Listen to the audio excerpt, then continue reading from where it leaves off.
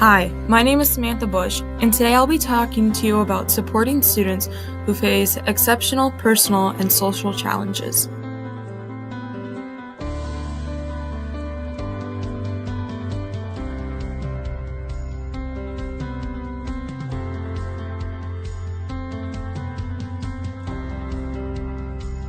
The consequences can include social isolation, disproportionate disciplinary rates, and an increased likelihood of skipping school and dropping out and becoming involved with the criminal justice system.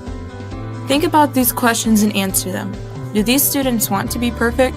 Do these students have a large amount of free time? Do these students have trouble focusing on specific schoolwork? We'll come back at the end and talk about these questions and we can compare answers. In this lesson, the goal is for you to become more aware about the student's feeling and how to assess the situation. This can then be played every day in your classroom, but also applied to everyday life for yourself and for specific students. In this lesson, we will cover three main topics: what you, the teacher, needs to look for in student emotions, how to handle students who struggle with social interaction, and what you, the teacher, can do to help improve these situations and factors. Research has shown that happiness has a positive effect on learning, memory, and social behavior, whereas negative emotional states such as anger and sadness have been shown to have negative impact on learning and motivation. Emotions can disrupt the thinking and learning of our students positively and negatively. Anger is not the only emotion experienced in the classroom. Emotions such as enjoyment, anger, hope, pride, and boredom can each affect students and learning in a variety of ways. Helping your child brainstorm ways to change his or her behavior may help that student manage their emotions next time. Children who also struggle with emotions often also have a hard time with social situations. A social interaction is an exchange between two or more individuals and is a building block of our society. People here have a difficulty establishing and maintaining relationships because they are often delayed in their speech and struggle to make a sense of a non-verbal form of communication. They may withdraw and hide behind this to avoid interaction. Here we see a group of people social interacting with each other. Here is how people experience that other people like the same things that they do and can create stronger relationships with friends they already knew at the time. Here we also learn how to make new friends and evaluate the world to see if it's similar as ours. Unlike the other picture, we see students or people social interacting with each other through social media and technology. This is not the strongest way to create social interaction. This is a way for people to hide behind their phone and worried about not getting judged because they don't have to do it personally.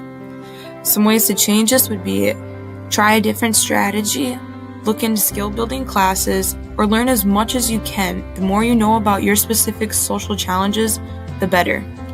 As being a teacher, we want our students to succeed in multiple ways, not just academically or in athletics, but also between peers and family relationships. We should always put that as our number one priority. The success can be measured in many ways, but teachers, we must help each student attain their full potential no matter how the success is measured. The relationship between a student and teacher plays a role in the child's academic and social development. Establishing a positive relationship with their teacher helps a student feel more comfortable and safe in their classroom environments. This will help encourage them to come out of their shell and express their true identity and not be afraid to interact with other students throughout the class and in the classroom setting.